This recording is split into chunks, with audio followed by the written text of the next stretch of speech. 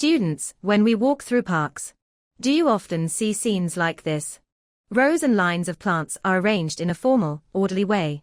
This type of planting style gives a sense of solemnity, orderliness, symmetry, and balance. Today, let's learn about this type of planting style together. Formal planting mainly includes paired planting and row planting. First, let's learn about paired planting. What is paired planting? Paired planting refers to planting two trees, or two groups of similar trees, in a way that they are symmetrically or evenly arranged around a certain axis. Teacher, are the distances between the paired plants and the axis always equal? Common paired planting involves symmetrical planting, where the distance from the plants to the axis is equal. And this is often used in formal planting. However, in asymmetrical planting, the distances to the axis are not equal. For example, in the image, the movement of the two plants is directed towards the central axis, with the larger tree closer to the axis and the smaller tree farther away. Having understood the definition and form of paired planting, let's consider where paired plants are generally placed.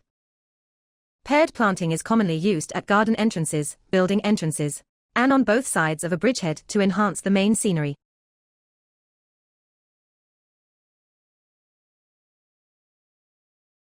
The plants used for paired planting are usually neat, attractive, and slow-growing species, with evergreen trees being the most common. However, plants with beautiful flowers, leaf colors, or graceful shapes are also suitable for paired planting. Prune shrubs are also often used in paired planting.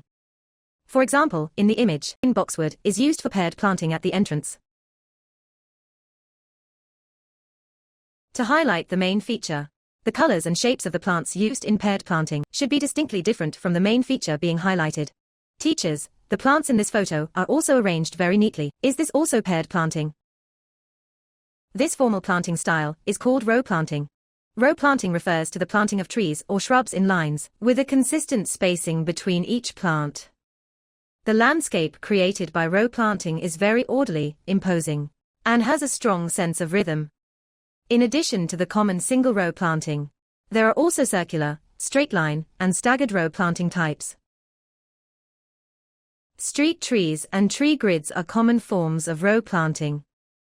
In gardens, row planting can serve functions such as connection, separation, or acting as a barrier.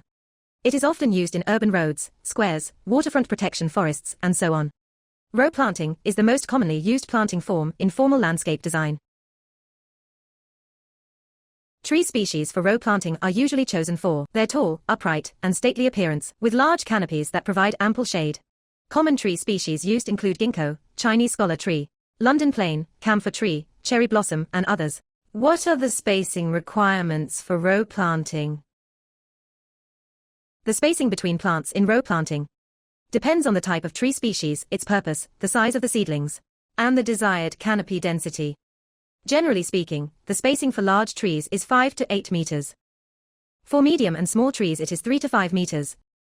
For large shrubs it is 2 to 3 meters. And for small shrubs it is 1 to 2 meters.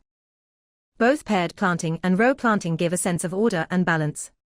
For example, in this small courtyard design, paired planting is used at the entrance, and row planting is applied along the wall, consistent with the overall landscape style. Today, we learned about paired planting and row planting, both of which are used in formal garden design. After class, you can explore your local parks and observe the use of paired planting and row planting. Use the knowledge you've gained in class to analyze and evaluate the landscape effects. For homework, identify suitable locations for paired and row planting in the landscape plan of a certain urban green space in the East China region, and choose appropriate tree species to represent them. That concludes today's lesson. Thank you for listening.